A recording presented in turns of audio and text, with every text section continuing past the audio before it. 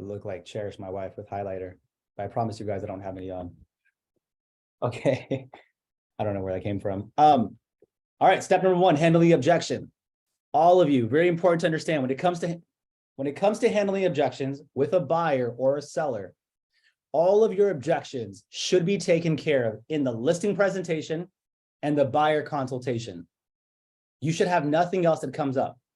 And as long as you're following my buyer consultation that I teach, and I'm sure others, I haven't studied too many other people's consultations.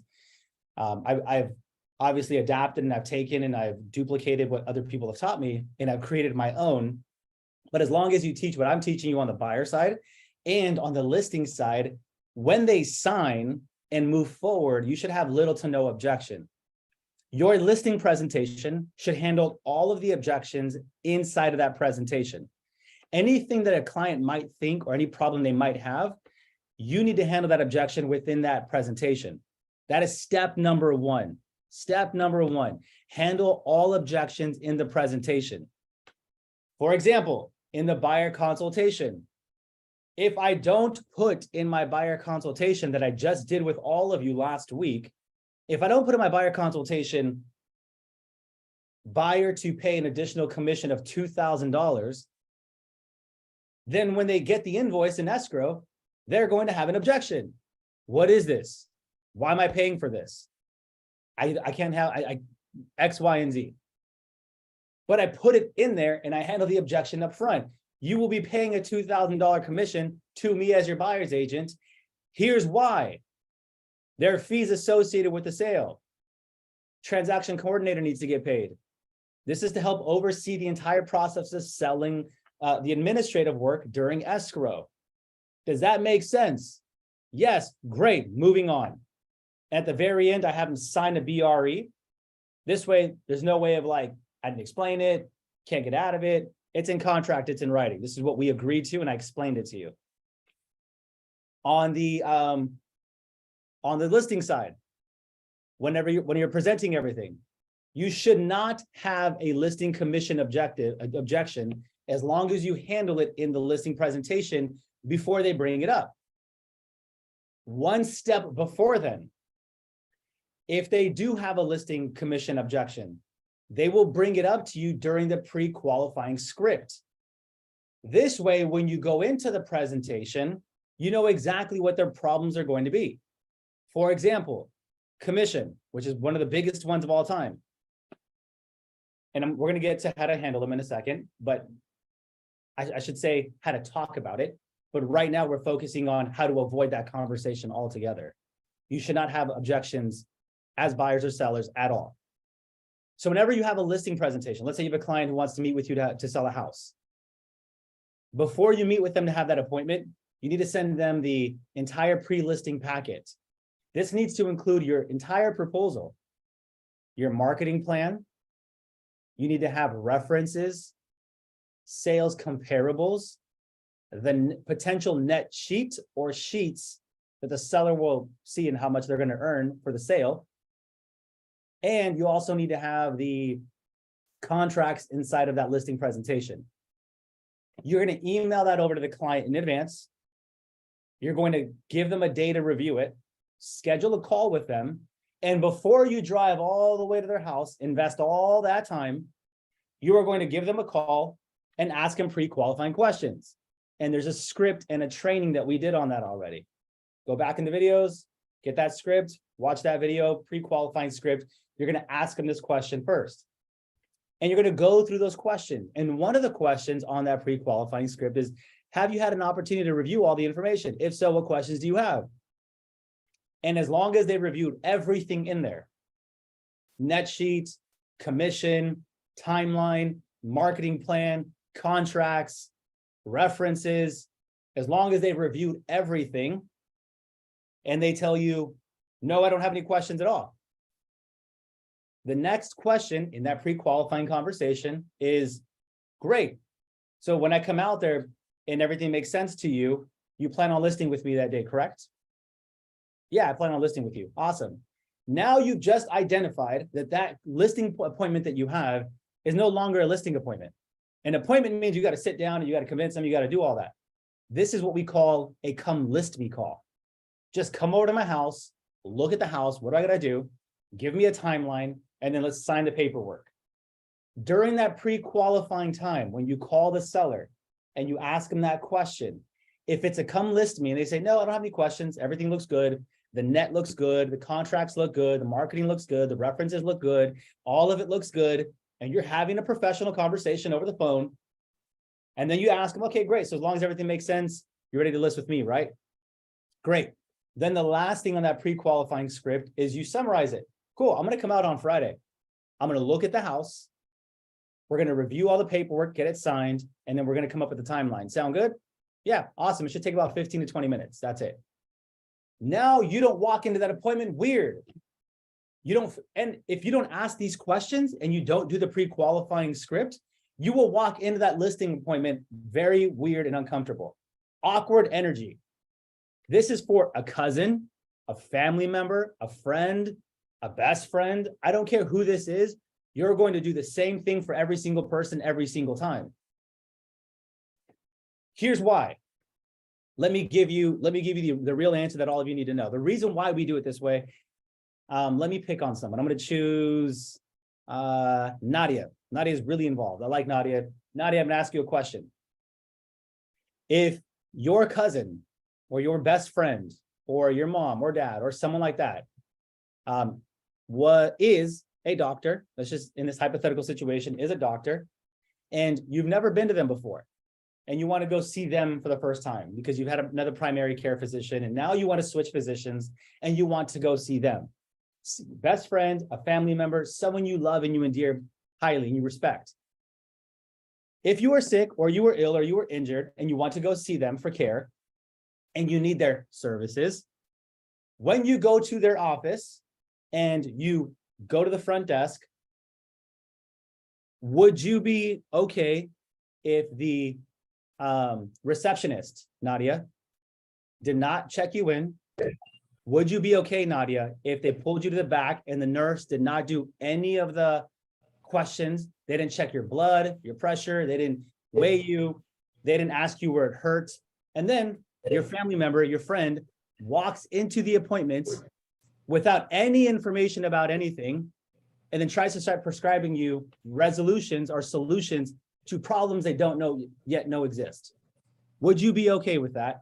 Or would you not be okay with that and prefer that they do what they normally do anyways with every single client? Do the blood test, do the work, do the scale, do the blood pressure, check you in, ask you how you got injured, do all the pre-qualifying questions so that when your family member walks into the office, the doctor has the full understanding of your situation and how to help you. Which would you prefer? No, I would definitely not be okay with them not doing any of the pre-approval questions. Boom. Yeah. Amen to that. That is literally 100% of everyone's gripe. That's 100% of everyone's gripe. Listen to what I'm telling you very carefully. Anita, Nadia, Carolina, Jasmine, Catherine, Dolores, Elizabeth, Alondra, Desiree, all of you. Listen very carefully. Every single one of you are a surgeon. Every single one of you are an attorney. You guys are an attorney. Every single one of you are that person. If you are not okay with you going into, let's say your family member's an attorney, and you have something that you really need help with, and they don't pre-qualify you, they don't ask you what's going on, what's your situation, how did it happen, how did you land there? They don't ask you any of these questions. And you go in there, they're trying to prescribe you solutions to problems they yet don't understand. I promise you, just like myself, we would all be frustrated. We would all be a little upset. How are you going to tell me how much you're going to charge me when you don't even know what I need? How are you going to tell me this is how we're going to approach the file, the case, the court, when you don't even understand what's going on in my situation? Even if they're your family member, you still would want them to run everything as normal. My point to all of you, please listen carefully. I don't care if it's your mother, your friend, a best friend, someone you've known for a very long time, or a random person. Every single person will go through the pre-qualifying process during a listing appointment. Respect them. You are a professional. Respect yourself, respect the industry, because it's going to make it very easy for you when you go to the house and know how to handle the sale. All right. Now you understand your frame of how you should be looking at everything. You are an attorney, you are a surgeon, you are a professional. Now back to the real estate stuff. Everyone gets pre-qualified. This is how you avoid all of the objections. Send them your packet in advance. This is how you handle all the objections. Send them the packet in advance. Do the pre-qualifying script in advance. In advance. Did you review everything? Everything looks good? And by a show of hands, how many of you do not have the pre-qualifying script and training video that we did? I think it was about a month ago. You guys could just do like the little virtual hand on, or you can jump in and let me know. That's one, that's two, that's Catalina, that's Natalie, that's Anita, that's Alondra, that's Nadia. I know Catherine was on it, Jasmine herself, and what about Elizabeth and Desiree? Elizabeth just raised her hand. Okay, so none of you, great. The only people are Desiree and Catherine. Awesome. Then, let's see, 39:22. We don't have time today. Then what would you guys prefer? Would you rather have the recording, or would you rather have us do that together today we have a second call together today at 11 a.m. Would you guys prefer to have the recording and keep the sales cadence call, or 11 o'clock, we'll turn the sales cadence call into a pre-qualifying training, how to pre-qualify your sellers? What would you all prefer? I need a majority. Because we already have 11's already scheduled for the next call. What would you guys prefer? Catalina says recording. Let me know what the majority votes. Pre-qualifying meeting. Okay. Recording. All right. So we got more recordings. Okay. All right. So majority wins. We'll send everyone the recording on how to handle that. Give us, let me text. I don't have my phone. My son lost it. So let me message Monica to help me find that. Let me take a note. 1 second. Real quick, Gabe. I was gonna say you should do that at least like once a month, just like to refresh everybody and for the new people that come along, so that they have it for sure. I think it would be good. Even though we do have the recording, but I think it's just, something that's on the calendar that would help. So something just live where we're constantly once a month touching on how to do like Yeah. Hey, this is the pre-qualifying conversation. Yeah. This is what it looks like. So okay. I like that. Let me take note of that. Give me a sec, guys. One time per month, pre-qualifying, and send video to everyone. All right, got that. Okay, let's get back to the objection handling. People, this is something I wanted to tell you guys early on. I forgot to mention it to you guys. People who have to handle objections on a phone or in person with a seller or a buyer did not do their job right. People who have to handle objections on the phone at the table with their buyer or seller did not do their job right. If you did your job right, as a doctor, as an attorney, you presented all the information, you asked all the questions, you built rapport with your client, they should be ready to move forward with the procedure. They should be ready to move forward with retaining you as an attorney. If you did your job right. If you're getting objections and questions and all those things, then you obviously didn't build rapport because they don't trust you, or you didn't meet their need. This is why we pre-qualify every client, pre-qualify every seller, and we pre-qualify every buyer. You pre-qualify your buyer during the buyer consultation, and you pre-qualify your seller before the listing presentation. Very important for all of you to understand that. You should never have, very, very few times do I get objections. Very few. All my listings, I have an 85% listing, 80% listing sign ratio. Every 4 out of 5 appointments that I go to, my listings get signed. As low as 5%, as high as 7%. And that's because I pre-qualify really well. And I don't get any objections at the kitchen table. It's just a matter of them liking me at that point. Do I like this guy? Do I feel I can trust him? And as long as I don't talk myself out of it or do something stupid, then they're going to hire me. Back to the equation of how to handle objections. When you're asking those pre-qualifying questions and you do all that to the client, option number 2 is this. If it's not a come list me call, they're going to tell you what issues they have with your proposal. I love using the word proposal. When a landscaper, when a handyman, when a contractor sends their bid in for work, it's called a proposal. I just love that word. I just think it sounds much more professional. So when I call the client, I'm like, hey, Natalie, have you had a chance to review my proposal? Yes, I did. I had an opportunity to review your proposal. Great. Did you guys have any questions about anything? Anything regarding the references, the net sheet, the contracts, anything like that at all? Yeah, you know what? We saw that everything looked great, Gabe, but we didn't notice that you guys are charging a 6% commission on it. And we want to know if your commission is negotiable. Oh, wait, let me grab a pen. Give me 1 second, Natalie. And I make them pause. Listen very carefully. When I'm on the phone with the seller and they have any objection during the whole process, I force them to pause for a moment. Yeah, you know what? I have a commission objection. Normally they give you normally they'll tell you the biggest pain point first, which is always the commission. Yeah, you know, I noticed that you guys are getting paid like 50,000 on the deal, 6%. That's just a lot. There's any wiggle room for it? And then this is what I do. I act confused. Oh, give me a second, Natalie. Thank you for asking that question. Let me grab a pen. And then I make them sit on it for like 15 seconds. I let them just sit in that awkwardness, that uncomfortability of them asking me that question. Bye. I love you. Special. Okay, best friends? Forever. Okay, bye. Okay, so close the door, please. So I make them forever. I make them best friends. Okay.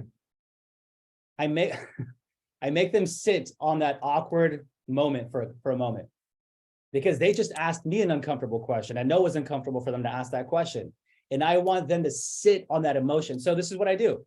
Hey, Gabe, so is the commission negotiable? Oh, you know, that's a really good question, Natalie. And I pick up my tone in my voice. I'm not talking like this, very direct and authoritative. I'm not doing that. I go, oh, I confused, and I change my tonality, like a confused kind of tonality, so they can hear it over the phone. Oh, you know what? That's a really good question. Give me 1 moment, Natalie. Let me get a pen so I can write that down. I don't want to lose that thought. And this is what I do. Let me grab a pen so I can write that down. Okay, give me 1 moment.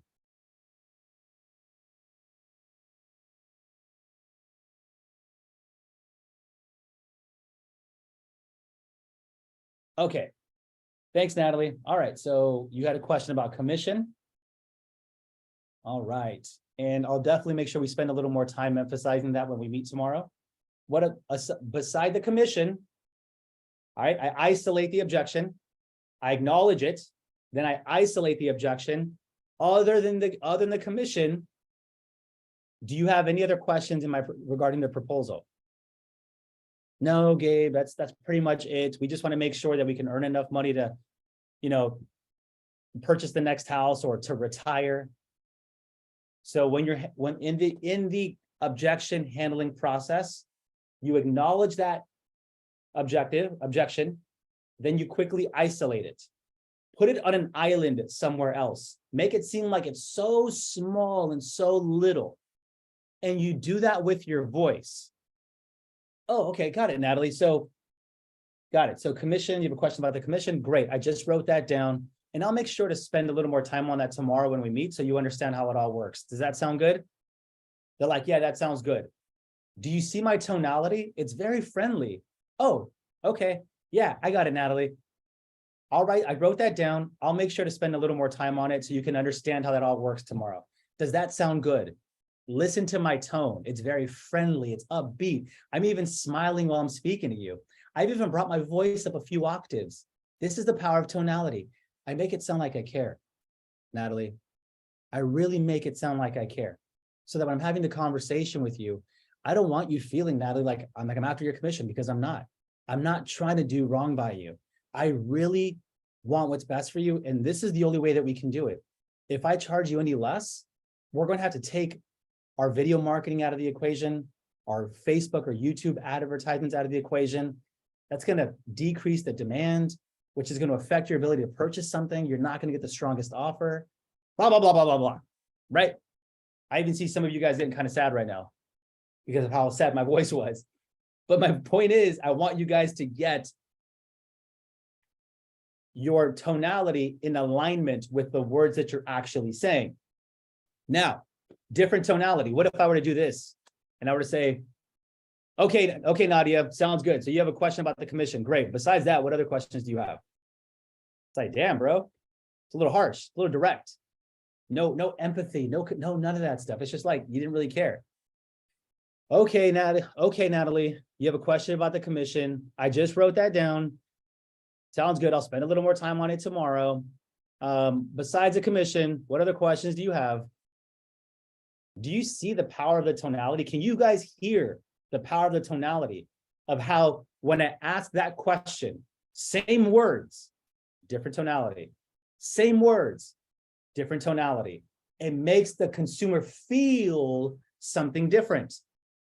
And when people do not buy or sell off of logic, people make decisions off of emotion. Logic makes them think, emotion makes them buy or act.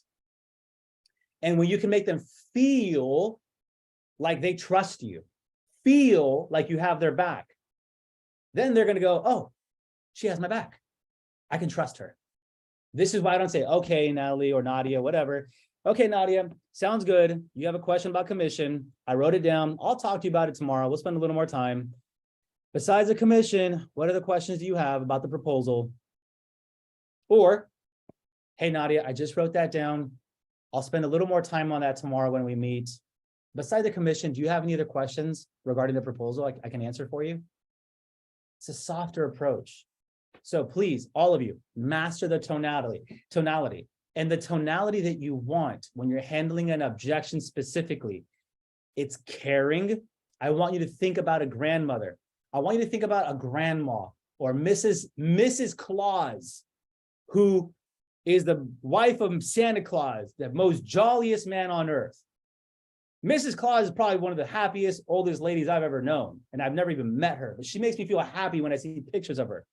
And you can just imagine Mrs. Claus being like, oh, mijo, come here. Here's my chocolate chip cookies. They're so delicious. Here's my leche. I'm like, oh, grandma. She's like, oh, it's going to be okay. I love you. Good to see you. It's Christmas. And she's hugging you and she's giving you chocolate cookies. And she's doing all that. That's what I want you to be. I want you to be Mrs. Claus when you're handling the objection. Feel that compassion. Now, be soft in your approach, but also be very authoritative. As you can notice, I'm not taking a position that's inferior. I'm still superior to my prospect. I'm the authoritative figure. Natalie, I totally get it. Thank you for sharing the commission with me. I just wrote that down. Tomorrow, we're going to spend a little more time on it so I can explain how it all works. Does that make sense? So I can explain how it all works. Listen to my tone when I'm speaking. Does that make sense? Does that sound good? I brought my octaves up a little higher, but I'm still having a downswing at the end of my tone. I'm not upswinging at the end of my voice. Does that sound good? We'll talk about it later. I don't sound confused. A downswing, very authoritative, but I brought my octaves up a little bit. I'm not down here. I'm not having a conversation down here. Natalie, I understand that, and I'll get back to you later about it. Does that sound good? Does that sound fair? No, not down here. Hey, Natalie, I understand that, totally get it. I wrote it down. We're going to spend a little more time on that tomorrow when I get there. Does that sound fair? Does that sound good? Yeah, it does. Bring your octave up, soft approach, yet still authoritative. And the way that you communicate authority is through your downswing. No uhs, no ums, no pauses, no filler words. You need to get that sentence out smoothly. Listen to what I'm telling you. You must get that sentence out smoothly. If you pause, if you say, well, wait, actually, if you do any of that, you will automatically trigger something inside of them subconsciously. They're not even conscious of it. This is sales at a psychological level. If you pause it all and you look around or you do something like this and you're like, subconsciously, you've already triggered that you don't know what you're talking about. And now your consumer can't even control the fact that they don't even like you or trust you anymore. They can't control it. It's just inside of them. I'll prove it to you. How many of us, by a show of virtual hands, how many of us have gone to an event, gone to a party, gone to a gathering, a mixer, a happy hour, anything? How many of us have gone to an event and then someone walks in and then you just get a bad vibe from them? You're like, ooh, I don't know about that person. Show of hands. I see Jasmine, I see Natalie. How many of us just got a bad, Alondra, Dolores, Catalina, Nadia? Yes. All of us just get a bad vibe off of that person. Let me just make sure I don't have an appointment after this. Hold up. I'm checking my calendar. I know we're a little over time, but I'm a little passionate. Nope, we're good. All right. Thank you guys for being patient. We are a few minutes over, but I just want to finish this final thought. Back to my point. That person walked in there and all you did was just look and feel their energy. All you did was just feel their energy. And you already shut down. Babe, let's go. I don't know what it is. I just want to leave. I don't want to talk to that person. And you constantly avoid that person when you're walking around so you don't cross that path, or you're keeping an eye on that person. That's not something that you consciously thought about. That was an unconscious behavior. That was your sixth sense that picked it up and said, ooh, I don't know what's going on here, but it doesn't seem right. And now your guard went up. Your prospects have the same thing.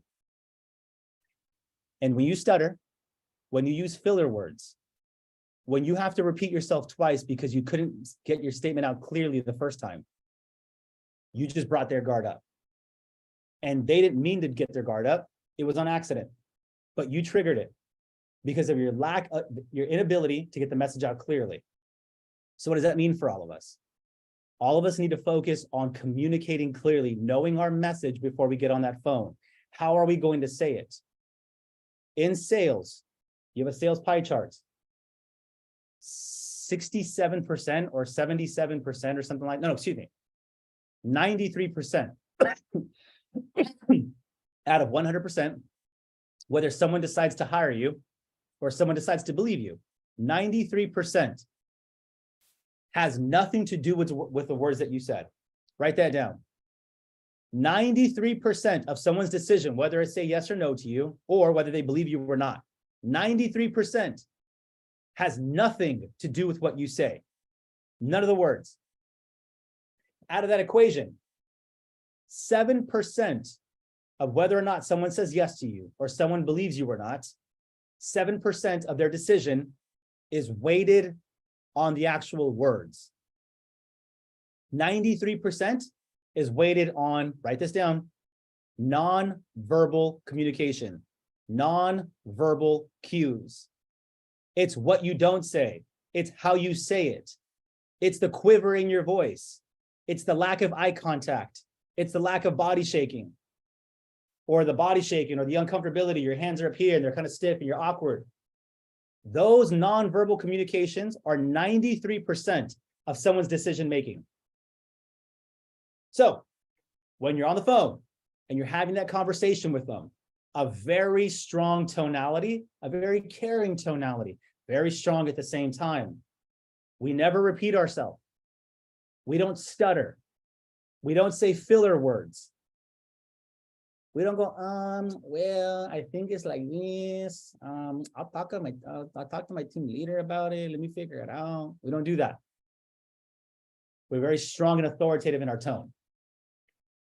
Then when we're authoritative in our tone like that, then, now that he's having a blast over there, then when we're done handling that objection, isolating it, and we ask them if there's any other questions in the proposal, they feel comfortable, their guards down, they feel heard.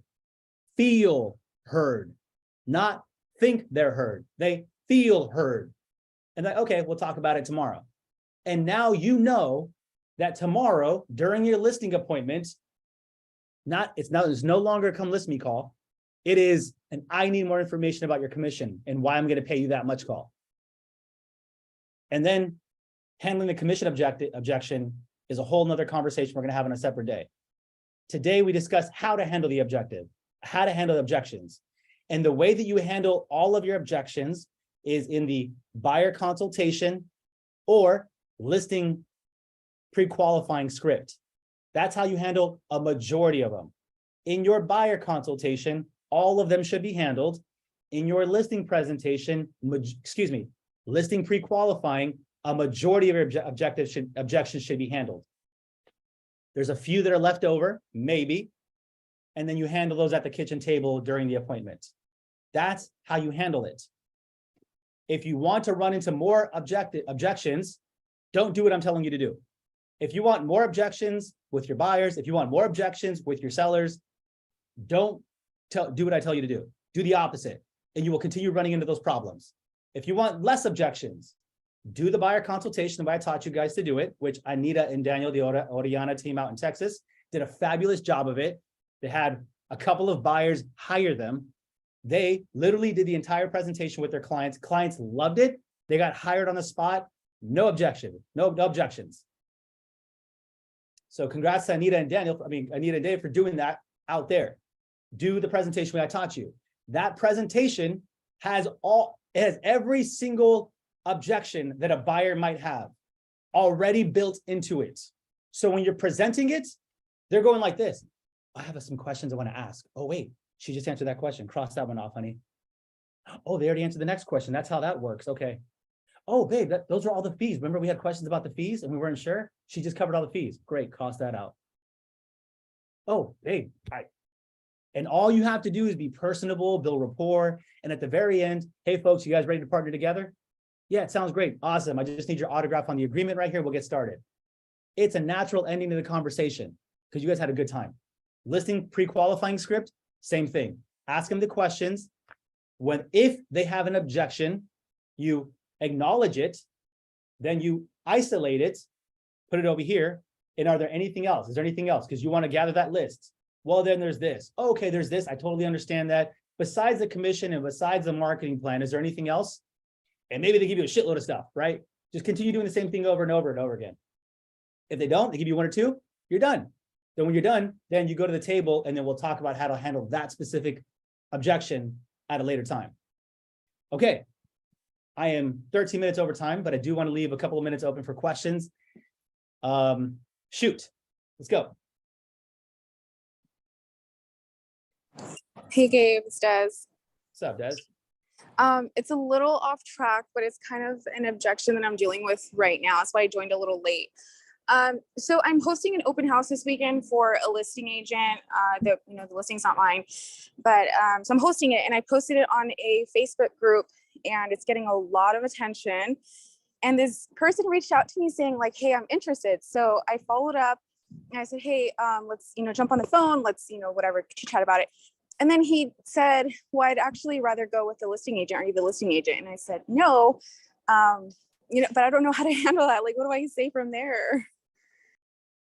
So whenever you're handling someone, number one, whenever someone has an idea about anything, you have to disqualify their belief. Create uncertainty. Write this down, everyone. People make decisions once they're certain. People make decisions once they're certain. People make decisions once they're certain. Des, sounds like you're driving right now. Are you driving?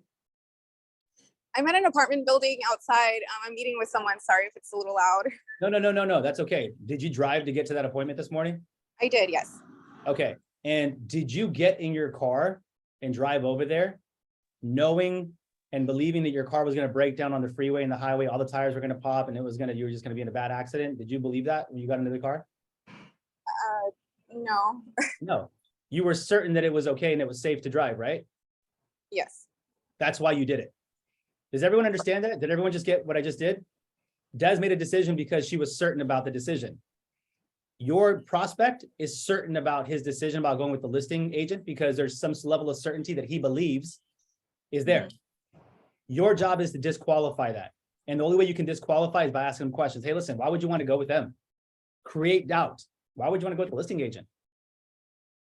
Why would you want to do that? Did you know that legally he has a fiduciary responsibility to the listing agent? Explain to me what you think you can get with the listing agent. I know the listing agent well. Create the doubt, but you have to ask the questions. So the way that I would handle that is I would first start off with I would get them on the phone, number one. Have to get in the phone or in person. You can't do this over text or email. Get them on the phone. Hey, Daz, what's going on? Hey, so listen, really quick, I just wanted to touch base with you. It sounds like a very, if it was a short conversation, if he's a high D personality, again, the approach matters on personality type. If he's a high D personality, hey, listen, Des, I just want to shoot it straight with you. My job isn't to pull any strings with you. I just want to be honest. You mentioned that you want to work directly with the listing agent, but I'm just curious, man, why would you want to do that? Wouldn't make any sense for you to do that. Well, you know, I have my reasons on why I want to do it. You know, I just want to try to get a better deal. What makes you think by going with the listing agent, you'll get a better deal? Well, you know, that's what I heard from my friends and my family, whatever. Then I would tell them something like this. Well, what I'm hearing you tell me, Des, again, I'm not assuming what they're telling me, so I'm reiterating it back to him. What I'm hearing you tell me, Des, is I'm hearing you tell me that by going with the listing agent, you think you can get a lower sales price or a better deal. But in order for you to get a better deal, that means his clients, who he has fiduciary responsibility to first over you, he would need to get them a bad deal. In order for you to win, they would need to lose. So let me ask you a question, Des. If you were the seller in this situation and he was your agent and you knew he was bringing in the buyer, would you take a lower price and give a bunch of credit knowing that he would double in the deal? Or would you expect him to fight for your best interest, get the highest price, best terms possible? Which would you do, Des, if you were the homeowner? And then, go ahead. Option B. Absolutely. This is why agents like myself even exist to begin with. So here's the good news. I'm good friends with the listing agent. I know all the details about anything that they have in their hand and what the seller's looking for. Now he can negotiate on the seller's behalf, and I can negotiate on your behalf and get the best deal, because that's what you're looking for, right? And then, right, if that's the objective. I don't know if that's the objective until I ask you, why would you want to go with it? Why would you want to do that? Why would you want to go with the listing agent? Find out the motivation, disqualify the motivation. And then after that, the way that I just handled an objection. The way I handled the objection is by disqualifying and making him doubt himself. And then I'd ask him at the very end, you know, isn't that what you would want anyways? Right? Okay, great. This is why you need to work with me. Again, let's give me a shot. Let's go see the house. Let's see what we can do for you. If you're not happy with it, that's okay. Move on to someone else. But I promise you, you're going to be happy. Disqualify them. They don't want to be in There's a lot of fears that people like that have. They don't want to be in contract. They don't want to screw up. They don't want to waste their time. They want to get a bigger deal. So your job is to put yourself in the mind of that consumer and feel what he's feeling, think what he's thinking, have a higher level of EQ, emotional intelligence, emotional quotient, have a higher level of emotional intelligence. What is he feeling and thinking? But you don't know that until you ask. And then even when you ask, there is a layer deeper that they're not telling you. So why is that important to you though? What makes you think you can get a better price by going with the agent? What makes you think things will be even smoother than that? And you're having a conversation at this point, and they're open-ended. They're not yes or no, they're open-ended. That gets them asking and talking. Wait, but you just said a moment ago that you wanted this, right? Well, how do you plan on getting that when he has fiduciary responsibility to them? Open-ended questions. I'm reciting the question back, I'm acknowledging it, then I'm asking, but I'm creating doubt the entire time. Why would you want to do that? What makes you think this? How can that happen when this has to happen? And I'm just creating a bunch of doubt, and now I'm disconnecting him, taking him from certainty to uncertainty. Then now when I got him a place in uncertain, he's like, oh shit, damn, Desiree's right. How am I gonna get a better deal? I wouldn't even do it. Why would that seller do it? Oh my gosh, everything I just thought was right was wrong. Now I don't even know what to do anymore. Who can I talk to for help? Boom, that's why I'm here. That's why I'm here. That's why I'm on the phone with you right now, Des. Because I know the listing agent. I know all the inside information, and I can get your back. So listen, here's what we're going to do. We're going to take a look at the property tomorrow. I'm going to get you all the information, and let's see what kind of deal I can get you. Sound good? Certainty. You got to come in with just bravado. You got to be like, yo, I'm the surgeon. I'm the attorney. I'm the professional. I know how to get you from where you want to go to where you want to be. I hope that helped. Does that help? I feel like I talked a lot. Sorry. No, that did. That's so helpful. I'm actually gonna hop off and go get this guy's number so that we can work something out. Sounds good. Thanks, Des. Appreciate you. Thank you. What other questions do you guys have? Liz, Alondra, Jasmine, Catalina, Nadia, Dolores, Natalia, Anita, Catherine. What questions do we have?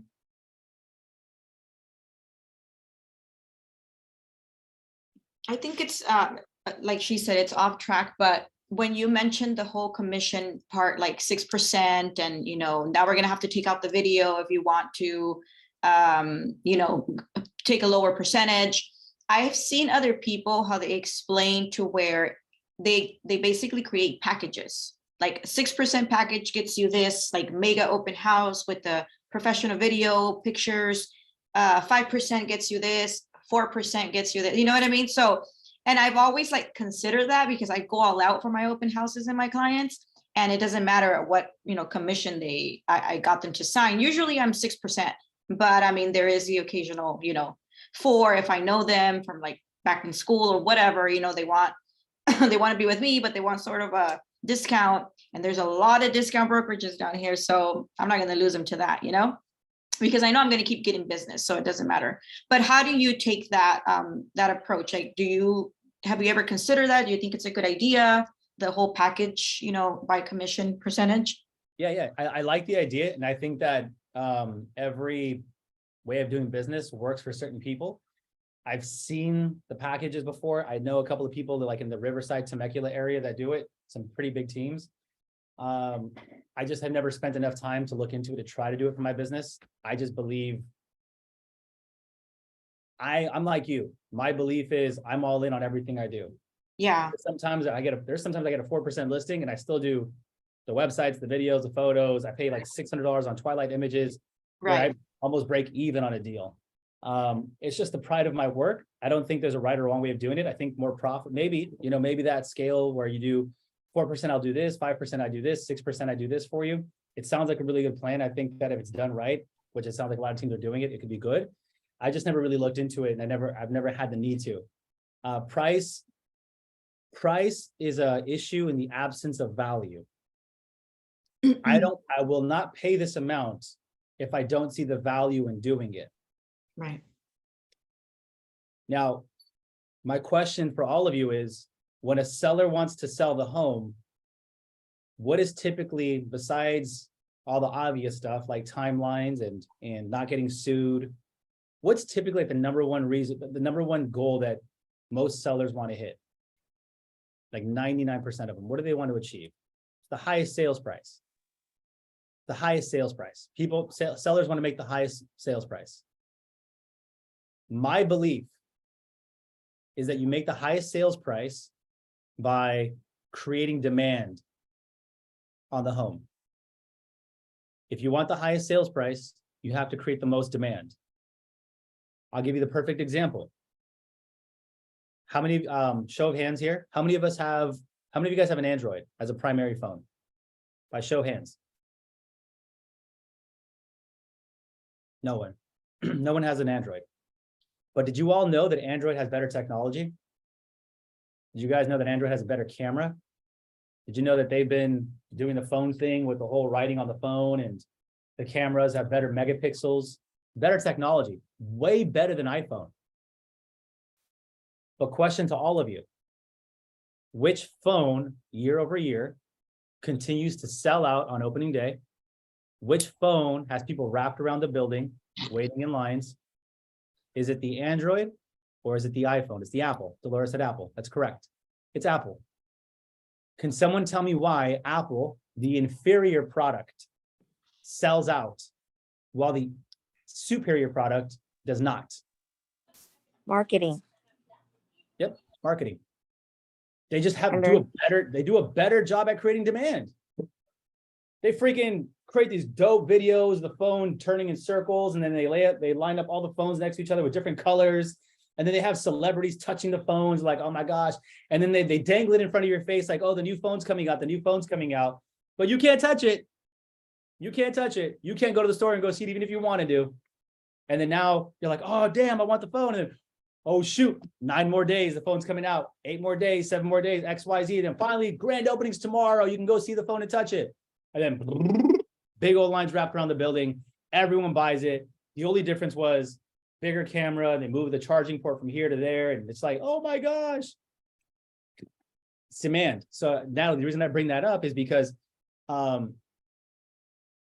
if long as we can help homeowners see that the number one thing that affects their number one greatest desire, the number one motivator, is demand, if we can tie those two things together, you want this. I need you to see the only way to get there is to do this. And if I can get you to agree that high sales price equals higher demand, if I can get you to see that, you'll pay whatever you need to pay. Because that's your greatest motivation.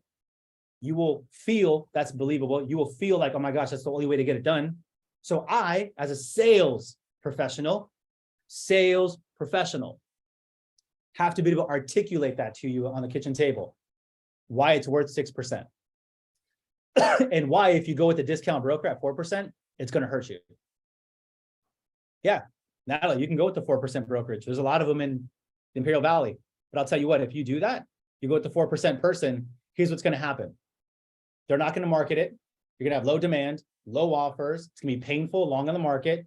You'll save $5,000, $10,000 in commission. You will lose $30,000, $40,000, $50,000 in net proceeds. But if you hire me to do it, then you will pay $10,000 more in commission for me, but you will earn $30,000 to $50,000 more dollars with me when you sell your house. So I will net you $40,000 plus dollars when you pay me $10,000 more. And this is how we're going to do it. Does that make sense? And like, oh yeah, that makes total sense. Okay, this is why you will pay 6% for the job of selling your home, because this is where your money is going to be allocated to, and this is how we're going to use it. In my listing presentation, I have screenshots of my YouTube, Instagram, Facebook. I have screenshots of advertising that we've done so they can see the work itself. I have examples of the videos that we filmed, websites that we've created, postcards that we create, and they can see the product. Oh, this is what I'm going to get. And that's how that works. What else do we have? Any final questions or thoughts before we hop off? It was a really good call today. Wow, I didn't expect it to go an hour, but that was good. Any final questions or thoughts? See some Apple, me, hands raising, always, energy, love that. No final questions or thoughts? Okay, this is great. Thank you so much. You're welcome, Liz. Thank you for jumping on the call. Nadia, as always, pleasure to see you. Jasmine, you as well. Dolores, always love seeing you. Kat, chatting a bit about those listing appointments. And Natalie, thanks for the questions. You guys have a healthy, happy, productive day. I'll see you guys on the sales cadence call at 11. Peace. Bye, everyone.